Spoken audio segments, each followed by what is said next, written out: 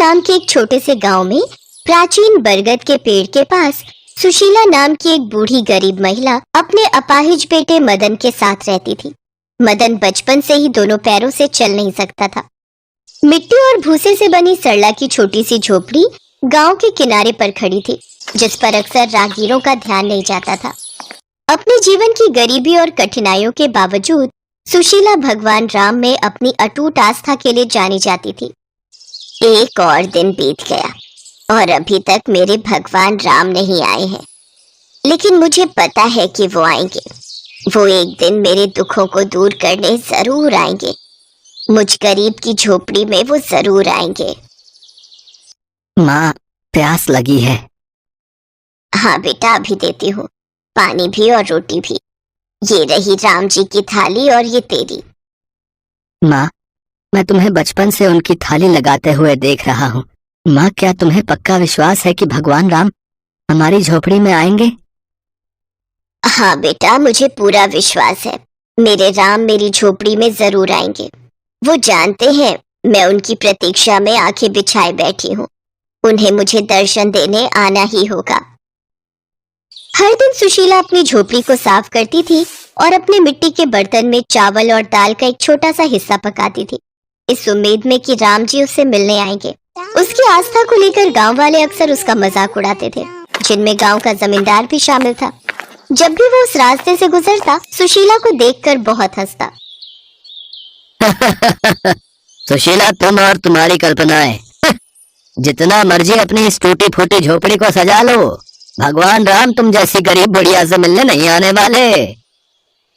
जमींदार साहब, आप जब भी इधर से गुजरते हो मुझे यही बात कहते हो। एक दिन ऐसा आएगा जब आप देखते रह जाओगे, जब मेरे राम मेरी झोपड़ी में आएंगे। मेरा दिल मुझसे कहता है कि राम आएंगे। उम्र के साथ साथ अक्सर ऐसा हो जाता है। खैर, हमें क्या, करो इंतजार, हम भी देखते हैं। अरे जमींदार साहब, क्या इन छोटे गरीब लोगों के मुंह लगना। चलिए, वहाँ पेड़ की छाया में खटिया लगा दी है। आप वहाँ आराम से पेड़ की ठंडी छाया में बैठो और ठंडी ठंडी हवा का आनंद लो। सुशीला को आदत थी रोजाना ऐसे ताने सहने की। वो किसी की भी बात का बुरा नहीं मानती थी। वो तो सिर्फ अपने प्रभु श्री राम की भक्ति में ही लीन रहती थी। एक दोपहर में जब सुशीला गांव के बाहर लकड़ियां इकट्ठा कर रही थी, दो युवा और सुंदर साधु साधारण कपड़े पहने हुए उसकी झोपड़ी के पास आए। उनकी उपस्थिति शांत थी और उनकी मुस्कान बहुत ही कोमल थी। माँ, क्या हमें थोड़ा पानी मिल सकता है? हम बहुत दिनों से यात्रा कर रहे हैं, हमारे पास पानी समाप्त हो गया है। हाँ हाँ मेरे बच्चों, कृपया अंदर आओ, भोजन का समय है। मैं तुम दोनों के लिए भोजन भी लाती हूँ और साथ में पानी भी। माँ, कौन आया है? बेटा, दो ऋषि पधारे हैं, यात्रा पर निकले हैं, इसीलिए कुछ देर यहाँ विश्राम करना चाहते हैं। ये मेरा बेटा है मदन। सुशीला भोजन की थाली लगाने लगी, तभी दूसरे युवा ऋषि ने सुशीला से पूछा, माँ, आपने भोजन की ये 3 थालियां क्यों लगाई हैं? हम तो केवल 2 ही हैं। बेटा, ये थाली भगवान राम के लिए है। मैं जब भी भोजन लगाती हूँ तो एक थाली भगवान श्री राम के लिए निकालती हूँ, क्योंकि मुझे यकीन है कि एक ना एक दिन वो मेरी इस झोपड़ी में जरूर आएंगे और इस भोजन को ग्रहण करेंगे। ये लो बेटा, खाओ। सुशीला की बातें सुनकर दोनों युवा ऋषि मुस्कुरा दिए। उन्होंने घंटों बातें की। युवा ऋषियों ने गांव, सुशीला के जीवन और राम जी के प्रति उसके अटूट विश्वास के बारे में उसकी कहानियां ध्यान से सुनी। जैसे ही शाम हुई, युवा ऋषि जाने के लिए खड़े हो गए। आपसे मिलकर और आपकी प्रभु श्री राम के प्रति भक्ति को देखकर सचमुच हृदय आनंद से भर गया। धन्यवाद। बस अब तो मेरी इच्छा है कि राम जी भी ऐसे ही मुझसे मिलने आए जैसे आप आए हैं। तुम्हारी भक्ति जीत गई माँ। देखो, मैं तुमसे मिलने आ गया। तुम्हारी भक्ति मुझे यहाँ तुम्हारी झोपड़ी में खींच लाई। सुशीला देखती है दोनों युवक राम और लक्ष्मण के रूप में आ जाते हैं। सुशीला को कुछ पल के लिए तो अपनी आंखों पर यकीन ही नहीं हुआ। उसकी खुशी का ठिकाना नहीं था। उसकी भक्ति जीत गई। उसे अपने प्रभु श्री राम के दर्शन हो गए। बस माँ, अब दुख के दिन दूर हो गए। अब आपको चिंता की कोई जरूरत नहीं। अब मेरे आशीर्वाद से सब कुछ ठीक हो जाएगा। भगवान श्री राम आशीर्वाद का हाथ उठाते हैं। मदन के पैर ठीक हो जाते हैं और वो उठकर खड़ा हो जाता है। वो भी हाथ जोड़कर भगवान श्री राम और लक्ष्मण के सामने खड़ा था। सुशीला की आंखों से आंसू बहते ही जा रहे थे। देखते ही देखते सुशीला की झोपड़ी सोने की हो गई। उसके घर में धन भंडार भर गए। उसकी झोपड़ी में राम आ गए। सुशीला को आशीर्वाद देकर भगवान राम और लक्ष्मण अंतर्ध्यान हो जाते हैं। जिन लोगों ने सुशीला का मजाक उड़ाया था वे अब उसके अटूट विश्वास से आश्चर्यचकित थे। माँ, तुम्हारा विश्वास जीत गया। प्रभु श्री राम और लक्ष्मण हमारी कुटिया में आए। देखो, उन्होंने मुझे ठीक कर दिया, हमारी गरीबी भी दूर कर दी, हमारे जीवन के सारे दुख दूर कर दिए माँ। हाँ बेटा, अब हमारे दुख के दिन दूर हो गए। हाँ मेरे बच्चे, प्रभु श्री राम ने हमारे जीवन के सारे दुख दूर कर दिए। अब सुशीला बहन, मुझे माफ कर दो।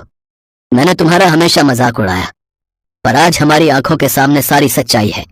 तुम्हारी भक्ति सचमुच बहुत सच्ची है।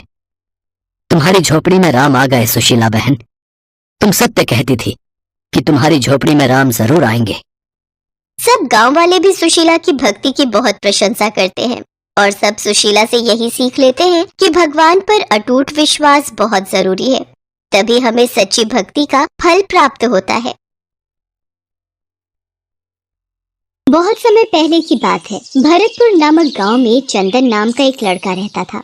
वो स्वभाव से बहुत आलसी था, परंतु उतना ही वो भोला भाला भी था। वो दिन भर कोई काम नहीं करता था, बस सारा दिन खाना और सोना ही उसकी आदत थी। उसके परिवार के सदस्य भी उसे जब काम करने के लिए कहते तो वो बहाना बनाता। ऐसे ही एक दिन, अरे चंदन, जब देखो तब सोया रहता है। आलस छोड़ और जाकर कोई काम कर। तेरा भाई लाखन सही कह रहा है चंदन, तुझे कोई काम ढूंढना चाहिए। कब तक तेरा भाई अकेले मेहनत करता रहेगा? आप सबके ताने सुन सुनकर तो मैं तंग आ गया हूँ। कोई तो स्थान होगा जहाँ मुझे बिना कोई काम किए भोजन मिलता रहे। अब मैं कुछ दिनों के लिए गांव से बाहर घूमने जा रहा हूँ। इतना कहकर चंदन घर से निकल पड़ा। यूं ही भटकते हुए वो एक आश्रम में पहुंचा। वहां उसने देखा कि आश्रम में एक गुरुजी हैं और उनके साथ उनके शिष्य जो बस मंदिर की पूजा करते हैं और कोई काम नहीं करते। उसने मन में सोचा, यहाँ तो कोई काम धाम नहीं, बस पूजा ही तो करनी है। अगर मैं यहाँ रहने की व्यवस्था कर लूँ तो मेरे लिए बहुत बढ़िया बात हो जाएगी। एक बार पूछ लेता हूँ। प्रणाम गुरुजी, मैं दूर गांव से आया हूँ। अगर आपको कोई परेशानी न हो तो क्या मैं यहाँ कुछ दिन आपके आश्रम में रह सकता हूँ? हाँ हाँ, क्यों नहीं, तुम इस आश्रम में अवश्य रुक सकते हो। लेकिन गुरुजी, मैं कोई काम नहीं कर सकता हूँ। पता नहीं काम करने के नाम पर मुझे आलस घेर लेता है। तो यहाँ कोई काम नहीं करना है, बस पूजा करनी होगी। ठीक है गुरुजी, वो तो मैं कर लूँगा। उस दिन से चंदन गुरुजी के आश्रम में रहने लगा। न कोई काम न कोई धाम और समय पर खाने को भोजन भी प्राप्त हो जाता था। इसलिए चंदन पूजा पाठ पूरी लगन से करता था और प्रभु भक्ति में भजन गाता था। ऐसे ही चंदन को आश्रम में रहते महीना भर हो गया था। एक दिन चंदन पूजा पाठ के सभी कार्य करके जब भोजन करने रसोई में गया। अरे, आज तो रसोई में खाने की कोई तैयारी ही नहीं है।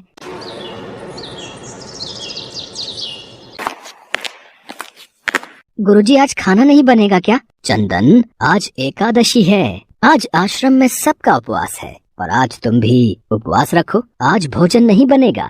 नहीं नहीं गुरुजी, अगर मैंने उपवास कर लिया तो कल का दिन नहीं देख पाऊंगा।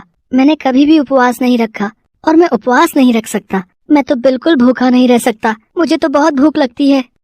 ठीक है चंदन, अगर तुम्हें उपवास नहीं रखना तो तुम मत रखो, पर खाना भी तुम्हारे लिए कोई और नहीं बनाएगा। तुम्हें अपना खाना स्वयं बनाना पड़ेगा। चंदन तो स्वभाव से निरा आलसी था। उसे तो बस बैठकर खाने की आदत थी, पर भूख भी तो शांत करनी थी। मरता क्या न करता। गया रसोई में। लकड़ी, आटा, तेल, घी, सब्जी लेकर चंदन अभी खाना बनाने बैठा ही था, तभी गुरुजी आ गए। चंदन, तुम आज नदी के उस पार जाकर रसोई बना लो और जब तुम भोजन बना लोगे तो राम जी को भोग जरूर लगा लेना। ठीक है गुरुजी, मैं भोजन तैयार करके भोग लगा दूंगा। अब मैं चलता हूँ। चंदन ने नदी पार पहुंचकर पहली बार जैसे तैसे खाना बनाया। ये भोजन बनाना तो कितना मुश्किल कार्य है। चलो जैसे तैसे बन ही गया, अब जल्दी से खा लेता हूँ। बहुत जोरों की भूख लगी है। पर याद आया, गुरुजी ने कहा था कि भोजन करने से पहले राम जी को भोग लगाना है। आओ मेरे राम जी, भोग लगाओ जी। प्रभु राम आइए, श्री राम आइए, मेरे भोजन का भोग लगाइए। अरे मेरा भजन भी समाप्त हो गया, भोजन ठंडा हो रहा है, पर भगवान तो आए नहीं। जब कोई नहीं आया तो चंदन बेचैन हो गया कि यहाँ तो भूख लग रही है और राम जी आ ही नहीं रहे। भोला मानस जानता नहीं था कि प्रभु साक्षात तो आएंगे नहीं, पर गुरुजी की बात मानना जरूरी है। पर चंदन भी अपनी बात पर डटा रहा। देखो प्रभु राम जी, मैं समझ गया कि आप क्यों नहीं आ रहे हो। मैंने रूखा सूखा बनाया है और आपको तरमाल खाने की आदत है। आप इसीलिए नहीं आ रहे ना? तो सुनो प्रभु, आज आश्रम में भी कुछ नहीं बनाया। सबका एकादशी का व्रत है, खाना हो तो ये भोग ही खा लो।